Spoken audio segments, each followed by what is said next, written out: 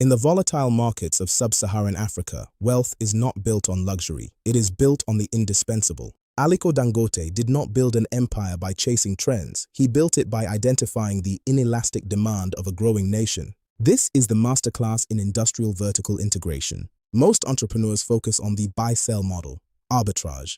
Dangote transitioned from a commodity trader to an industrialist. The core thesis: if a nation must build, it needs cement. If a nation must eat, it needs sugar, salt, and flour. If a nation must move, it needs energy. Success in the Nigerian context requires solving for the base of the pyramid. When you control the essentials, you control the market. Vertical integration is the strategy where a company owns its upstream suppliers and downstream buyers. For Dangote, this wasn't just a choice, it was a survival mechanism. Backward integration. Instead of importing gypsum for cement, Dangote sought mining licenses. Instead of importing crude oil forever, he built the world's largest single-train refinery. Forward integration. He did not rely on third-party logistics. He built a fleet of over 10,000 trucks. By owning the supply chain, he eliminated the middleman tax and insulated the group from the volatility of the naira. In 2026, currency resilience is not just a financial goal, it is a prerequisite for survival. By controlling the cost, you own the profit. In industrial economics, the moat is your competitive advantage. Dangote's moat is capital intensity. By building plants that produce millions of metric tons annually, he achieves economies of scale that make it mathematically impossible for smaller players to compete. While most Nigerian businesses seek a 12-month ROI, the Dangote blueprint operates on 10 to 20-year cycles. Key lesson: to scale like Dangote, you must value market share over immediate liquidity. One cannot discuss the Dangote blueprint without addressing regulatory alignment.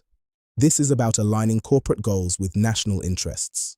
When the Nigerian government sought to reduce foreign exchange spend on imports, Dangote provided the capacity for self-sufficiency. By solving a national pain point, he secured policy support. He turned Nigeria's weaknesses, power and transport, into strengths by building private power plants and roads.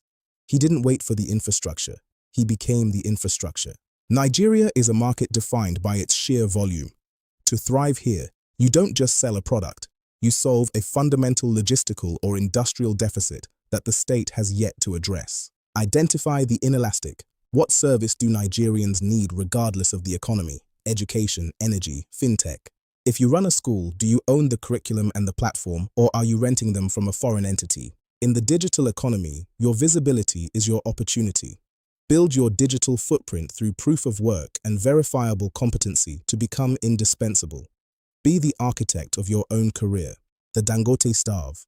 For the first decade, every kobo of profit must be re-injected into capacity, not lifestyle.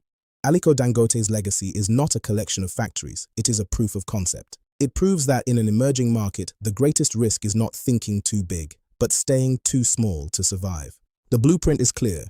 Own the source, scale the output, and align with the future of the nation. Follow skilldential.com for more data-backed insights. Subscribe for more.